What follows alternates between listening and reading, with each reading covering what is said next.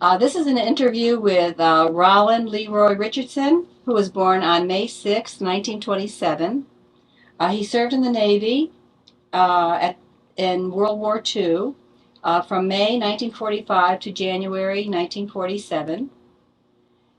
He was a medical corpsman at San Leandro Naval Hospital near Oakland, California. His highest rank was Seaman, second class.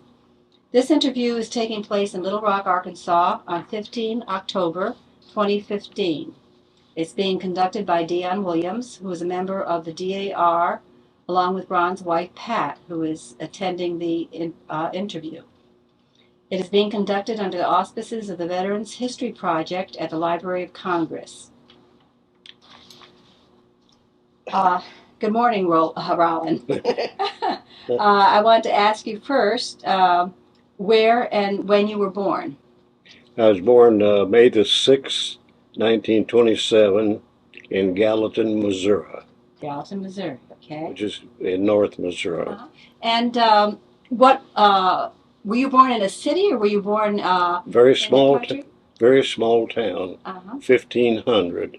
Wow. And incidentally, my wife and I were both born and raised there. Oh, so you met your wife there in. But I didn't know my wife until I got out of the service. Oh, I see. Okay, and what were your parents doing at that time? My dad was in the insurance business, and my wife just a housewife. You mean your mother? My mother. Your mother was a housewife. Okay. And did you have any brothers or sisters? I had two sisters and one brother. And one brother. And were they all older than you? Three of them were, Mm-hmm. or two of them were. Were any of the brothers or sister in the war? My brother was in the Navy also. Your older brother. Older brother. Um, Now, before you went into the service, you went into the Navy. What were you doing before you joined the Navy? I was in high school. You were in high school. And so what age were you when you went into the service? 18. Just 18. It was, of course, during the draft, and rather than to be drafted, I wanted to enlist. I didn't want to go in the Army. Okay, and you didn't want to go in the Army, and you preferred to go in the Navy because your brother went into the Navy? My brother was in the Navy, and he said, "Don't go in the Army." Don't go in the Army. Okay, did he have any reason for not going in the Army? Well, he said the Navy was a cleaner operation, and their food was better. Oh, well, that's a good reason. Very good. And your older brother was in the Navy at the same time you were, or was he already out? He was already in the Navy, and it's kind of he was in. I think he was in 4 or 5 years, but he was all the time he was in the Navy. He was in college and going to flight school. So he had a very easy experience. Good. But when you signed up, he was actually in the States. Well, he was always in the States. Okay. And did you have any other family members that were in the war, or that cousins or good friends that? Well, well, not then, but my future brother-in-law was in the Navy for, I don't know, 3 or 4 years, I expect. During the war? Yes, yeah. But you didn't know him yet, right? No, I didn't know him then. Okay, and how did you enter the service? You said that draft or enlistment? You enlisted, right? I enlisted. You enlisted. Did you enlist right there in Missouri, or did you have to go someplace else? Well, I had to go to Kansas City. Kansas City. Let's see. We've already talked about why you enlisted, right? And the reason you chose the branch was because your brother said it was the cleanest. The cleanest. Good. And once you enlisted, what was the process then? Did you go back home and have to wait, or did you immediately go to your training camp? And No, you enlisted, Mm-hmm. and then they would let you stay until you graduated From high school. from high school. And the next morning, you got a telegram. The very next morning. The next morning. They were anxious for you. To report for duty. Ah. And of course, we went to Kansas City, and they shipped us up to Great Lakes, Great Lakes, Illinois, to the training camp. Okay. And what was it on any particular Great Lake, or was it? Huh? Was that the name of the training camp? Oh yes, the yeah. Great Lakes It's a huge. It's been there forever. Oh, I see. It's still there. It's still there in Illinois. Is that right? Yeah. What did you experience during the early days of your training? Were you given basic training, and then were you specialized in any kind of activity? we went through basic training, which was 8 weeks, and then they kind of asked you what you wanted to do or something, and I mentioned the medical corps, so they sent me to San Diego, and I went, and that school was I can't remember, 2 or 3 months, I think. It's a pretty long time, and what attracted you to the medical corps?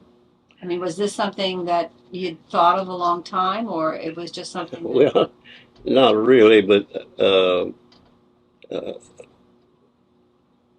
I was working.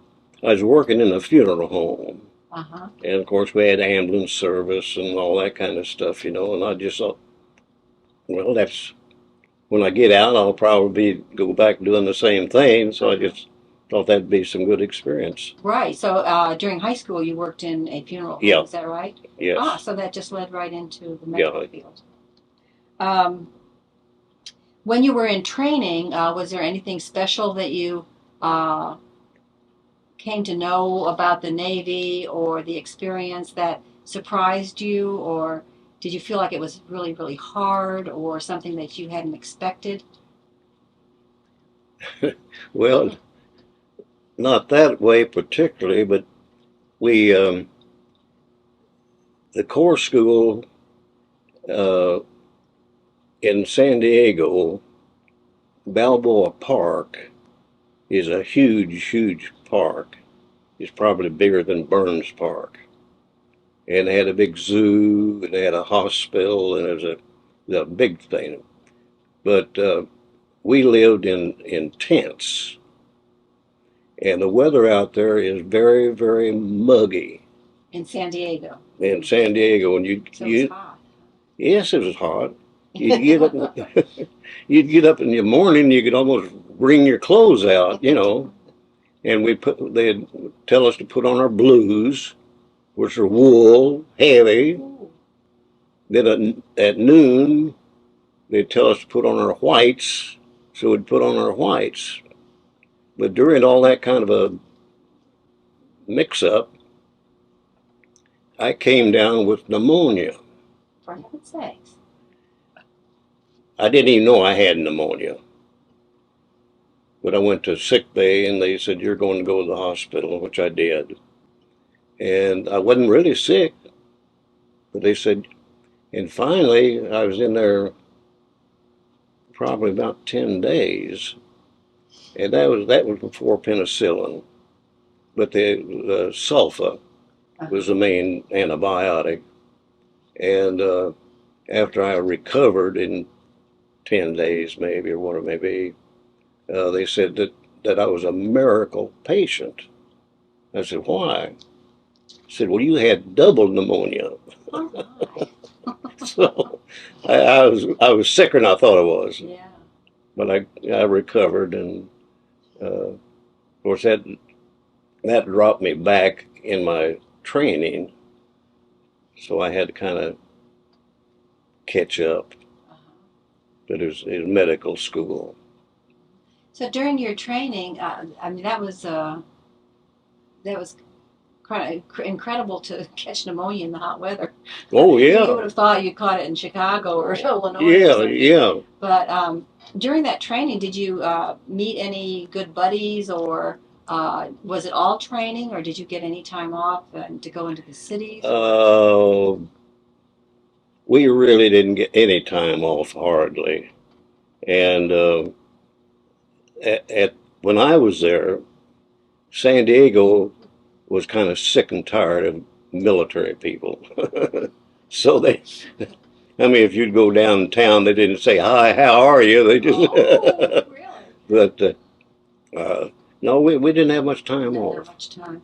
Was this the first time that you'd ever been out of your hometown?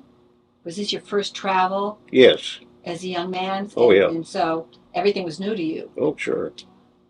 So did you did anything stand out in terms of the other parts of the country? Did anything stand out in your Oh mind? yeah, it was amazing to me. What California, you know, it was just a different world. Um, okay.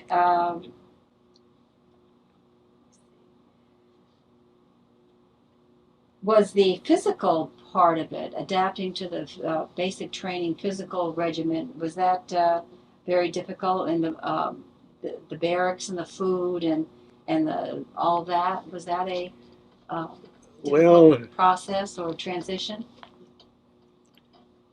we had a lot of physical exercise. They'd get us out on the parade ground and Making more. push-ups and everything. It wasn't like the Marines. Did you go through the same training like as a Marine? Oh, Or I it don't. was No, it I was don't think it was anything a little like bit that. different than that. Yeah, Um, it wasn't even as strenuous as the army. did you get any practice actually on ships because you were going into the Navy? Do what? Did you get any training on ships? You know what you are supposed to do on a ship, or was it just more basic than that? It was more basic than that. You didn't get to learn how to drive the ship or anything. I was never on a ship. Never on a ship. Okay. I'll tell you my experience on a ship. When we were in basic training at Great Lakes, a lot of our instructors were guys coming back from the Pacific and whatever, and they didn't give two hoots to holler about training. But anyway, one day we were to go take a rowboat drill, and I guess there's probably 10 of us in a rowboat. It was close as God. And out in the lake were these big rock uh, barriers, you know, piles of rock and whatever. So this old salt, he says, let's go out there and go around behind this barrier, which we did. And we sat there for about 30 minutes or an hour and then came back. And that was That was my training. That's a good one. Very good. Um, okay. Once you got out of training, what happened to you? Where did you serve, or where were you sent to? Well, that's when I went to medical school in San Diego. Then you went to medical school. Yeah. Okay. And did you have any experiences in the medical school that come to mind?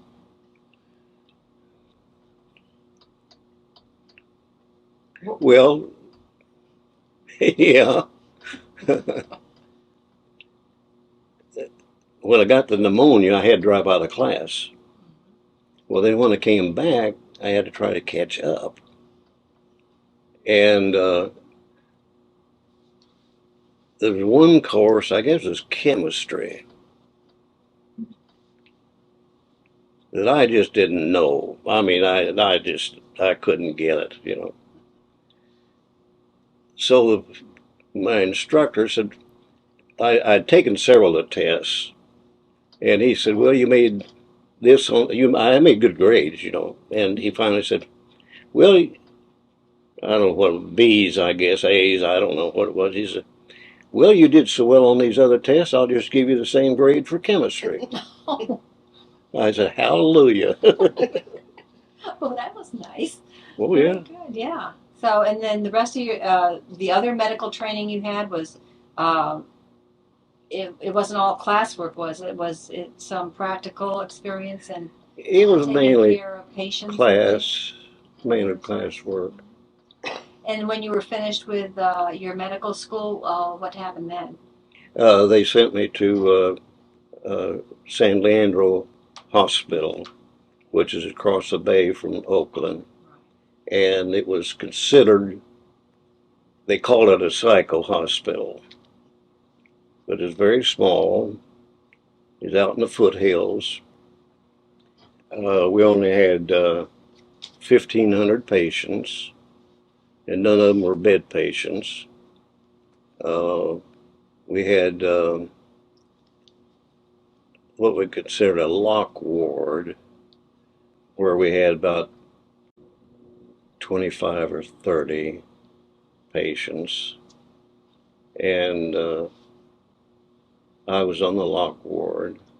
Now, these patients that were in San Leandro, they were all soldiers coming back from the war. Well, that's mainly what it was. That they were they were coming back and being processed and discharged. We had some of them that were up for court martials, and they were using sanity as a defense, but it wasn't. We didn't have a lot of them. It wasn't that big a deal. But they, I was on the lock ward. And what is a lock ward? Well, it's just locked. Because the patients are a danger. We want to keep them in. Right, because they're a danger to society. Oh, no, they're themselves. not. They're not dangerous. They just, it's just what they're up for court martials, so you're not to be free and clear, and you know. But it wasn't anything bad. But my experiences there, I'm going to have to tell you about two of them. Okay. Whether you want to hear. No, I want to hear them. One night, well, anyway, they brought in a patient, and in his duffel bag, he had a lot of female clothes, bras, panties, and all that good stuff, you know. Well, he'd been the featured dancer at Finocchio's. You will have to tell us what Finocchio's is. That is a well-known gay nightclub in San Francisco.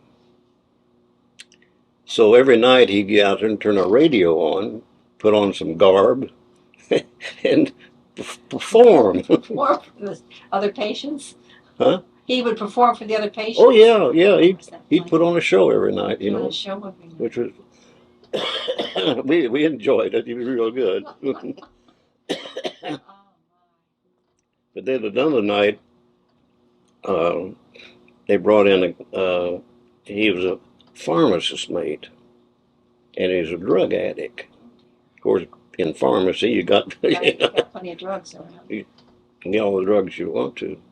But we did have a cell, and we put him in, and there was just a mattress on the floor. So we put him in there and locked it. And in a few minutes, I heard a glass crash.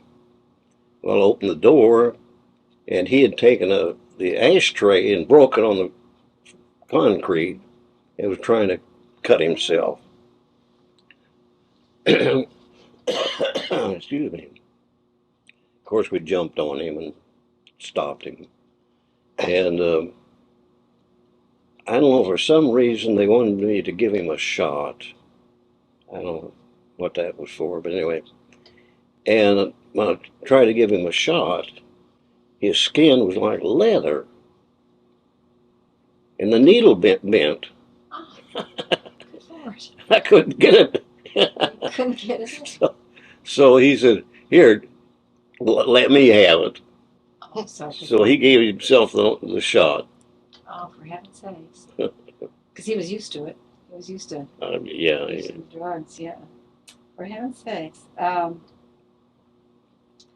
Okay. What were your duties exactly in the hospital? Certainly taking care of patients, but Well, was see, there anything, none, any special duty that you had? there was none of the patients were sick. I mean, they were up and around, and you know, it was mainly, like I say, to kind of get them ready to discharge. You know, process them and whatever. There was a few. Hmm,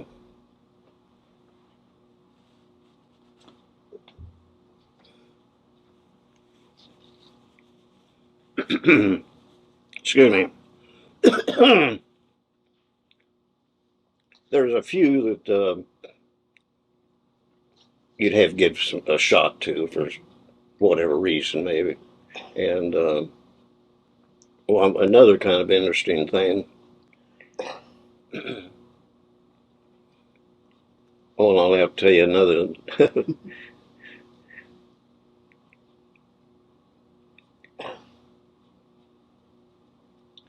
they they brought in a young guy, and I was on night duty, and they told me that he couldn't talk, couldn't speak. Uh-huh. Well, I don't know whether he had been over there or was there after whatever when they dropped the bomb, you know, and all the people had masks and all that kind of stuff on it, and they didn't talk or. Hmm.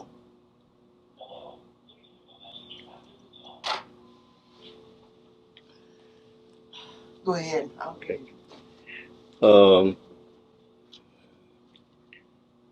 so at night, one night there, I was, you know, and down in the hall, the barracks there, I heard this guy talking about he was like shooting a rifle, bing, bing, bing, bing, bing, bang, rah, rah, rah, he just a going, you know. So I walked back there, and that was this guy. That couldn't talk. He was talking. He was talking. Yeah. Oh, for heaven's sakes. So of course I put it in my report that this guy can talk. He just didn't want to talk, maybe.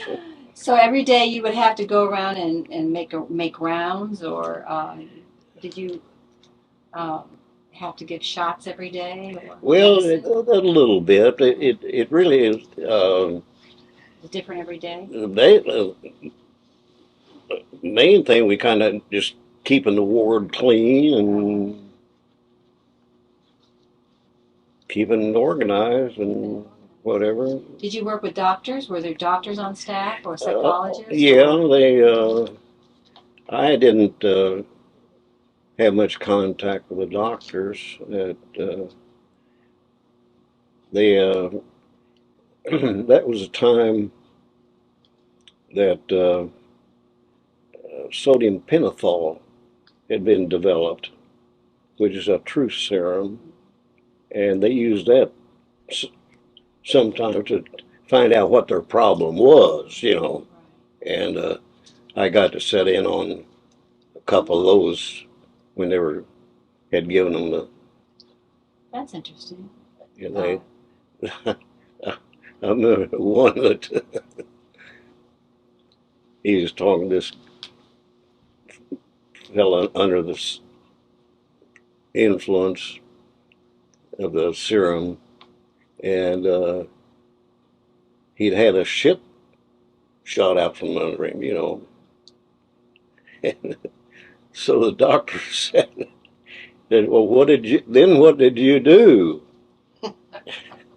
Swam, I bet you. He said, "I swam like I had an egg beater up my ass." Oh, dear me. I bet he did. Oh, well, for heaven's sake. So the sodium pentothal really loosened the inhibitions. Yeah. Did you see many of those patients, or did you just experience They didn't use it very often. most of them just, well, like I say, some of them were in there for court martials, and they were using that for a defense. And what kind of things were they being court-martialed for? Anything? Disobedience, maybe, or we had one little black boy. He was a pistol, and he had claimed that when he was in the Philippines, he was captured by some natives, and they kept him hostage. Oh. But it wasn't true, or? I don't know. We didn't believe it. Oh. Oh, maybe he was making excuses to be not desertion, but maybe he had left camp or something, and he was trying to get an excuse. Yeah, he was AWOL. AWOL, yeah. Yeah, but he claimed he was captured. Oh, my. Any other stories like that you remember from the hospital? Not offhand. How did you feel about the patients? I mean, did they elicit any particular emotion from you? Like, were you sympathetic with them, or were they um, anybody you became friendly with as a patient, or Not really. were they? Did you as you helped them? Did they seem like they'd been through a hard road, or anything like Not that? really. Not really. Not really. You were only what, 19 at that time, or 18? Yeah, 18, 19, yeah. And at the same time, your brother's in the Navy, right? Yeah. Your brother's still in the Navy. Were you able to communicate with him or hear about what he was doing? Well, he was in flight school. Oh, that's right. Most of the time, and so you knew he was safe. He was. Yeah, he was in about. Well, my brother had quite a career, but he was always kind of a finagler, and he when he got through his schooling, he was commissioned for a on a for a PT boat, and he thought, well, being on a PT boat was a little too dangerous for him. So then he went to flight school and went through that and got graduated and then discharged. So he just, So while you were in the hospital working, you didn't worry about family members uh, being in danger. But were you able to communicate with your parents and so on? well, a little bit. We weren't much letter writers, you know. Once in a while we'd write a letter, but not a. But they always knew where you were. Oh, sure, yeah, yeah.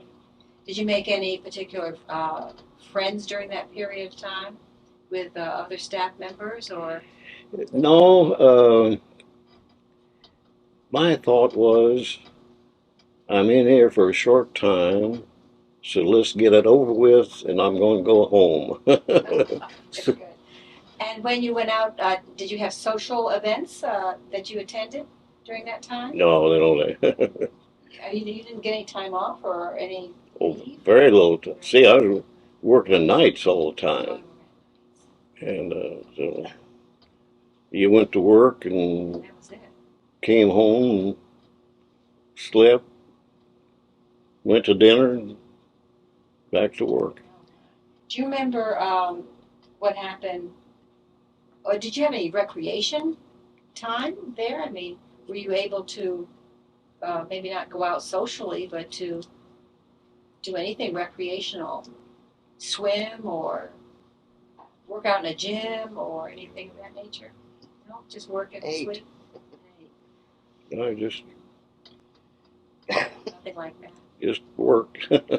Okay. Do you recall when the war ended, where you were and what you were doing? Yes.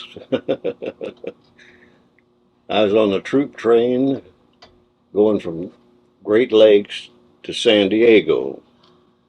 And somewhere up in Illinois, we got the word the war was over. In Europe. So we said, well, just let us off, and we're going to go home. So that was the war in Europe was over. Well, Japan. Yep. Oh, the Japan War was Yeah, In over. August. Okay. Yeah. In August, Ron? What? The war in Japan ended in August of 45. Well, I guess it'd be. War in Europe. Well, this will be. Yeah, it was August. See, Yeah. I didn't go to. Well, that's right. I didn't go to basic training until May, Well, and it was 8 weeks or. And when you went to basic training, they were still fighting in Oh yeah. fighting Japan. Yeah. And then when you were going from Illinois to San Diego, the war ended. Yeah. How did you feel about that? Well, I thought they should let us off the train and let us go home. I mean, why stay? Did you suggest that to your Yeah. What response did you get? No. Okay. Well, after you finished at the hospital, you were in for what, 2 years, or how many years were you? I was actually about 23 months or, Short of 2 years. yeah. And when you finished your tour or your enlistment period, what happened then? What did you do at that point? Just came home. Did you How did you get home? Did you get home on a train, or what did you do? Train. So you took a train from San Francisco to. Yeah, I probably got on it at Oakland and to Kansas City. Kansas City. And your parents knew that you were on your way home? Yeah, okay. How were you? How was that? Any particular memories of that? Did they give you a party, or? No, there was no party. They certainly were glad. Oh yeah. And what did you do when you returned home?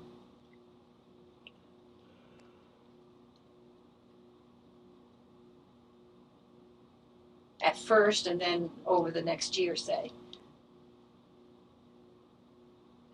You stayed at home, I imagine, with your parents. Yeah. We were in a little bitty small town, and we had a state road, highway maintenance uh, company there. I mean, it was a state where the road graders and all that kind of stuff. And I got a job working down there. It was in the summertime. Well, during the summertime. And before like I think I mentioned to you, I was working in a funeral home, and classes started. So I went to Kansas City, Kansas, to embalming school. So you could have a career. Huh? So that was going to be your career. Yes. Good. And I spent 10 years in the funeral business. And when I got my embalmer's license, I was the youngest in the state. I was only 22. Wow, that is young. I mean, you didn't have any trouble adjusting to civilian life after 2 years away?